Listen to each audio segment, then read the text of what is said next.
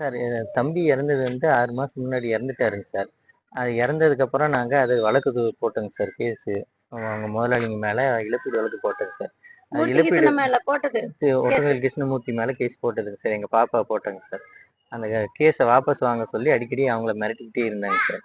அதெல்லாம் முடியாதுங்க, நாங்க இழப்பீடு, எங்க 2 பெண் குழந்தைங்க இருக்குது, நாங்க இழப்பீடு வாங்கணும் அப்படின்னு சொல்லி அவங்க மேற்படி போட்டுட்டே இருந்தாங்க. எங்க இதுலயே இருந்துகிட்டு எங்க சொந்தக்காரங்க பட்டறையே நீங்க வாடகைக்கு எடுத்து ஓட்டிக்கிட்டு இப்ப எங்களையே நீங்க பகைச்சிக்கிறீங்களா அப்படின்னு சொல்லி பட்டறைய 12ஆம் மாசமே 2024 பூட்டிட்டாங்க சார்.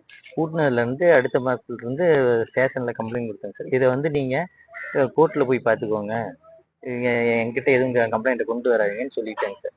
இது சொல்லி ஒரே வாரத்திலேயே வந்து இவங்க பற்ற ஓனர் எல்லாம் சேர்ந்து வீடு பூந்து அடிச்சுட்டாங்க சார். வீடு பூந்து இல்லை பொம்பளைங்க எல்லாம் அடிச்சதுக்கு அப்புறம் அதுக்கும் போய் கம்ப்ளைண்ட் கொடுத்தாங்க சார். கம்ப்ளைண்ட் கொடுத்ததுக்கு இல்லைங்க, இதுக்கெல்லாம் வந்து நாங்க ஒன்றும் பண்ண முடியாது, 1 மாசத்துல உங்களுக்கு சம்மன் வரும், நீங்க கிளம்புங்க, இங்க வரக்கூடாது, ஸ்டேஷனுக்கு வரக்கூடாதுன்னு பேசி அனுப்பி விட்டாங்க சார். பேசி அனுப்பிவிட்டு மறுபடியும் 1 மாசம் எதுவுமே பண்ணாம மறுபடியும் மே மாசம் தாங்க சார் மறுபடியும் கூப்பிட்டாங்க. கூப்பிட்டு இந்த மாதிரிங்க, நீங்க இன்னும் எவ்வளவு நாள் இங்கேயே சுத்திட்டு இருக்க போறீங்க, ஒன்னா கேஸ் வாபஸ் வாங்கிட்டு எப்படியும் ஓட்டுற வழி பாருங்க, இல்ல இடத்த காலி பண்ற வழி பாருங்க அப்படின்னு சொல்லியிருந்தாங்க. உள்ள வந்து என்னோட தறித்தொழில சம்பந்தமான பொருள் 10 லட்ச ரூபா முதலீடு, பாவு, நூல், மிஷினு, எல்லா பொருளும் உள்ள இருக்குதுங்க. இவ்வளவையும் விட்டுட்டு தான் எங்க ஒரு ஆளை இழந்துட்டு இப்படி எங்களை அடிச்சு துரத்தாத கொடுமைக்கு பண்ணாதீங்க அப்படின்னு அங்க இருந்த பெரியவங்க, ஊர் தலைவருங்க எல்லாருக்கிட்டையுமே கம்ப்ளைண்ட் பண்ணாங்க.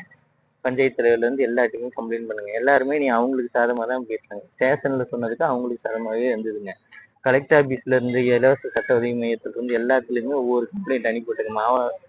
மாண்பு முதல்வர் ஐயாவுக்குமே அனுப்பிவிட்டதுங்க. எல்லாமே நடவடிக்கை எடுக்கிறேங்கன்னு சொல்லிட்டே இருந்தாங்க.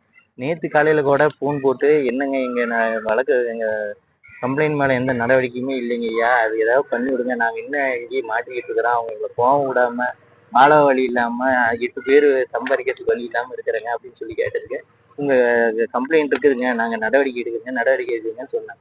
காலையில தடாலடியா வந்த பற்ற ஓனருங்க 10 பேரு ஆம்பளைங்க 10 பொம்பளைங்க எல்லாரையும் கூட்டிட்டு வந்து வீட்டுல இருந்த லேடிஸ் எல்லாரையும் அடிச்சு வெளியே இழுத்து, குழந்தைங்க எல்லாம் வெளியே தள்ளுங்க, 2 வயசு குழந்தையெல்லாம் பிடிச்சி அடிச்சு, வீடு இன்னைக்கு நைட்டுள்ளார காலி பண்ணலன்னா நீ இந்த வீடு இருக்கங்காட்டி தான் நீங்க இருக்கிறேன்னு சொல்லி ஓடு கீடு எல்லா பொருளும் எல்லாத்தையும் வெளியே எடுத்து போட்டுங்க. கரண்ட் வயர் பிடிங்கி விட்டு, குடிக்கிற தண்ணி லைன்ல இருந்து போட்டு எல்லாமே பண்ணிவிட்டாங்க.